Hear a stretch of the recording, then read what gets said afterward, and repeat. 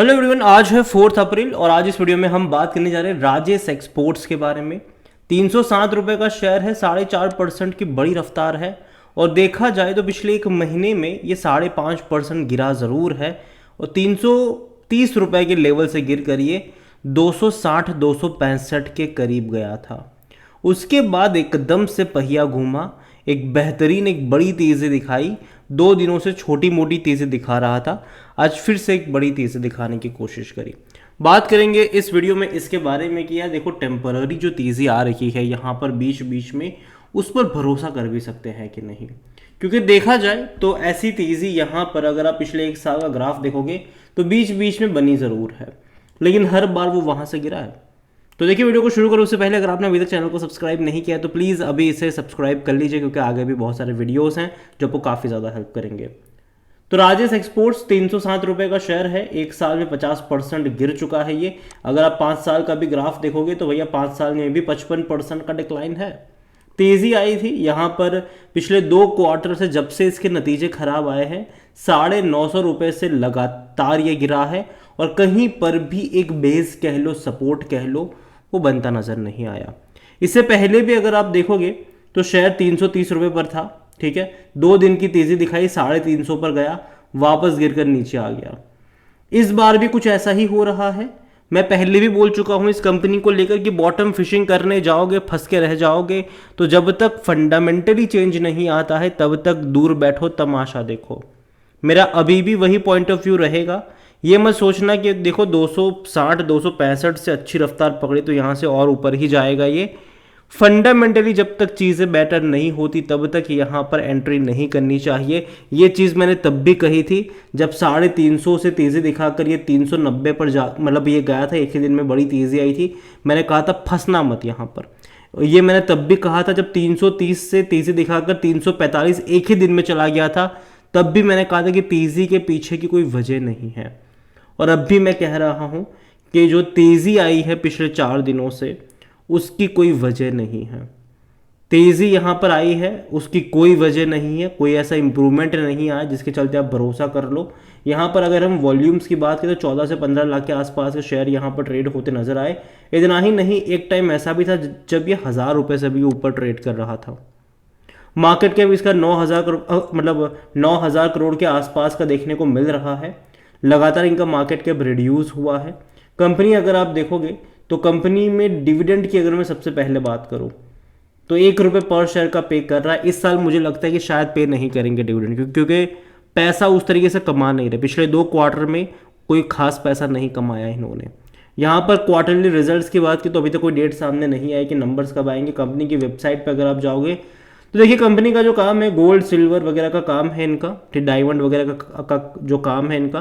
Company पुरानी है, 1989 की ये कंपनी है और मार्केट लीडर भी कह लो। इवन बेंगलोर में इनका हेडक्वार्टर है। बेंगलोर के अलावा अगर आप देखो तो largest exporter of gold product from India है ये। Lowest cost gold jewellery producer in world, ये इनका कहना है, ठीक है। और कंपनी रिफाइनिंग की बात करें, मैन्युफैक्चर की बात करें, होलसेल की बात करें, रिटेल की बात करें, एक्सपोर्ट की बात करें, माइनिंग की बात करें, इन सब में जुड़ी हुई कंपनी है ये। और अगर आप वैल्यूएशन भी निकालोगे तो आपको इसका वैल्यूएशन काफ़ी सस्ता लग सकता है। 11 से 12 का इसका पी है, सेक्टर पी 64 का है, सस्ता कह सकते हो। कोई भी एनालिस्ट खरीदारी करने की बात यहाँ पर नहीं कर रहा है। शेयर होल्डिंग को लेकर अगर हम फाइनेंशियल्स अगर आप देखो, क्योंकि इसी की वजह से तो गिरावट आई है। सितंबर के नंबर्स खराब आए, उससे पहले ही थोड़ी बहुत गिरावट स्टार्ट हो चुकी थी।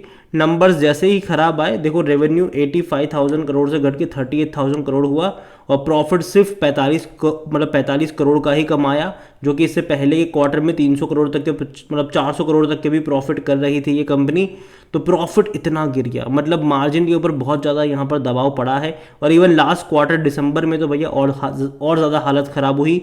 रेवेन्यू भले ही बढ़ गया, 65,000 करोड़ से भी ज़्यादा का रेवेन्यू रहा, लेकिन प्रॉफिट सिर्फ 12-12.5 करोड़। तो मार्जिन पे बहुत ज़्यादा असर पड़ा है इनके, बहुत ज़्यादा। कितना सारा रेवेन्यू देखने को मिला, 65,000 करोड़ रेवेन्यू, प्रॉफिट सिर्फ 12 करोड़। आप बोलोगे यार देखो मार्जिन कम ही होते, लेकिन इससे पहले अगर आप देखो जून वगैरह में तो 85,000 करोड़ या फिर 95,000 करोड़ या फिर 80,000 करोड़ के रेवेन्यू में एटलीस्ट 300-400 करोड़ का प्रॉफिट तो हुआ करता था इनका। अभी वो भी नहीं है। अभी इनके मार्च क्वार्टर के नंबर देखने रहेंगे कि वो किस तरीके से आते हैं, क्योंकि उसके ऊपर बहुत कुछ डिपेंड करेगा। क्योंकि देखो यार नतीजे अगर अच्छे नहीं आए और एक और ख़राब क्वार्टरली रिजल्ट्स और ज़मीन में दस्ता चला जाएगा। ऑलरेडी ये बहुत ज़्यादा ये मतलब काफ़ी ज़्यादा गिरावट हम यहाँ पर देख चुके हैं। शेयर होल्डिंग को लेकर अगर हम देखें तो जो प्रमोटर है उनके पास 54.55% का स्टेक है। अच्छी बात है कि प्रमोटर का एक भी शेयर गिरवी नहीं है। और यहाँ पर म्यूचुअल फंड के पास 0.1% का स्टेक है। डोमेस्टिक के पास 10.95% का स्टेक है। एफआईज 15.77% का स्टेक लेकर बैठे। बड़ी क्वांटिटी कह लो कि डोमेस्टिक और एफआईज के पास देखने को मिल रही है। और रिटेल और अदर की मिलाकर 18.60% की होल्डिंग है, जिनमें से रिटेल इन्वेस्टर 10.86% पर है और अदर पार्टीज 7.74% का स्टेक लेकर यहाँ पर बैठे हुए हैं। देखिए ओवरऑल अगर मैं बात करूँ राजेश एक्सपोर्ट्स को लेकर, तो कंपनी एक टाइम पे अच्छी हुआ करती थी डेफिनेटली, लेकिन पिछले 2 क्वार्टर के नंबर जब से खराब आए और तभी से मैंने इसको ट्रैक करना शुरू करा है और तभी से मैंने एक ही चीज़ कही है कि मत पढ़ना यहाँ पर, क्योंकि बॉटम बना नहीं। जब तक फंडामेंटली इंप्रूवमेंट नहीं आता मत पढ़ना।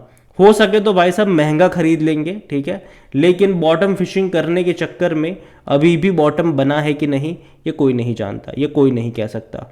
ये हम तब कह सकते हैं कि जब इनके अभी नेक्स्ट क्वार्टर के नंबर आए और अगर नंबर में अच्छा इंप्रूवमेंट देखने को मिलता है तब जाके कह सकते हैं कि हाँ चलो अब चीज़ें बेहतर है यहाँ पर। लेकिन जब तक वो नहीं होता है दूर बैठो तमाशा देखो, क्योंकि काफ़ी ज़्यादा रिस्की इन्वेस्टमेंट हो जाएगा ये। अगर आप इस लेवल पर एंट्री करने चले जाओगे यहाँ पर तो काफ़ी हद तक मुझे लगता है कि एक रिस्की बैट बन जाएगा। और दूसरी बात यह है कि जहाँ तक बात करें ज्वेलरी बिजनेस की, तो बहुत सारी कंपनीज हैं, बहुत सारी कंपनीज पिछले साल इस साल लिस्ट भी हुई है।